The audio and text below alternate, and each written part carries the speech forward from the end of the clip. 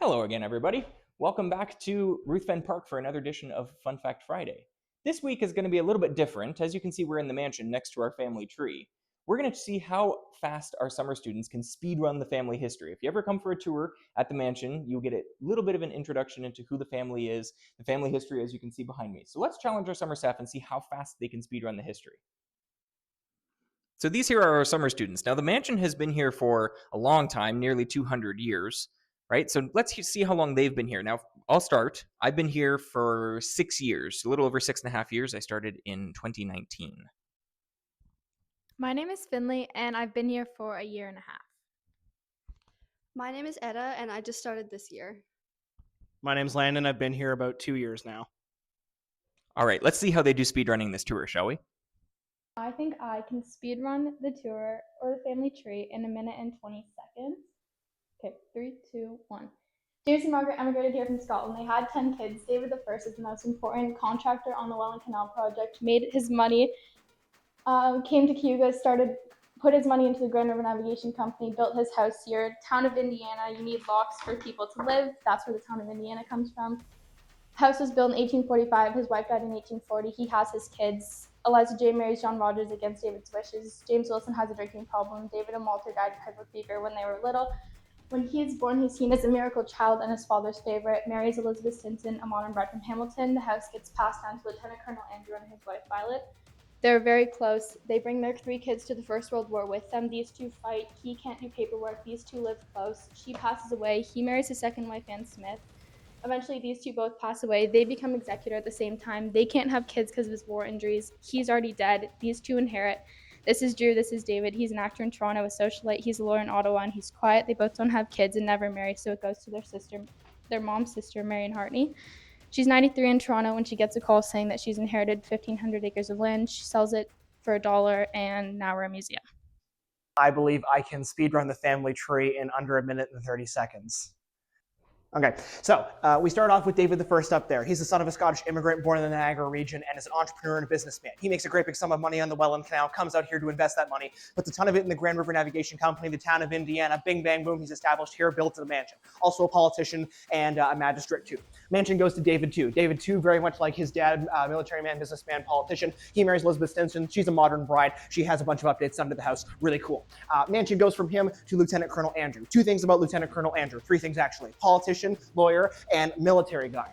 So he commands the 114th during the First World War, and he goes across overseas with his 2 sons. Also, he moves the family out to Ottawa to accommodate his political and law career. So 1904 onwards, this whole thing is a cottage. By this point as well, river business in Indiana has died.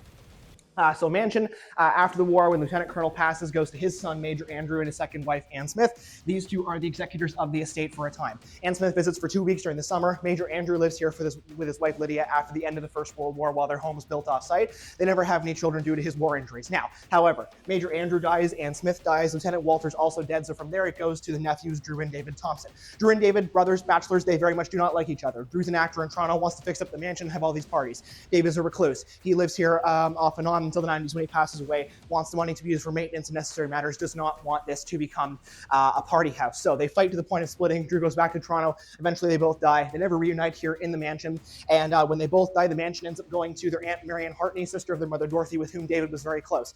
Marion Hartney's living in Toronto. She's in her 90s, had no children, very elderly, gets a phone call saying, hey, you're getting 1,500 acres of land on the Grand River. She's like, what am I going to do with it? So at that point, she gets approached by the conservation group known as HOPE, Haldeman Organization for a Pure Environment, stewardship looking for land to take care of. They approach Marion Hartney, very enamored by the volunteer, sells the whole thing to them for $1, leaves a $2 million endowment, sets up an easement group, and from there, it becomes Ruthven Park National Historic Site as of 2022, National Historic Site by 1995.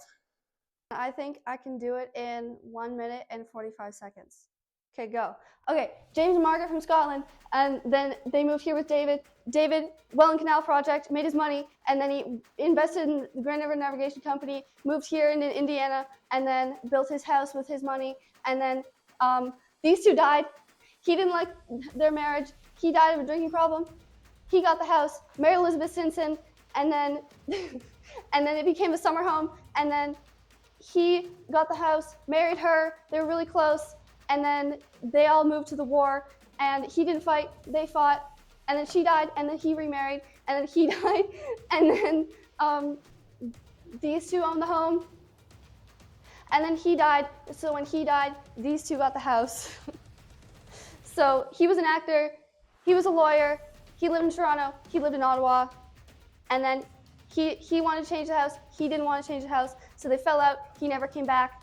When they both died, they didn't have kids, so her sister got the house, she was 93, she lived in Toronto, she got 1,500 acres of land, and then she gave it to Haldeman Organization for a Pure Environment for $1.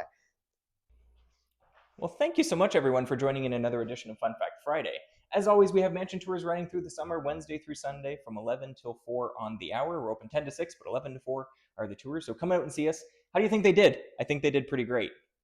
The regular tours, don't worry. If you come for a regular tour, they're not that fast. I promise Right? it's not. Awesome. Thanks, everybody. Take care, and we'll see you real soon. Ta-ta for now.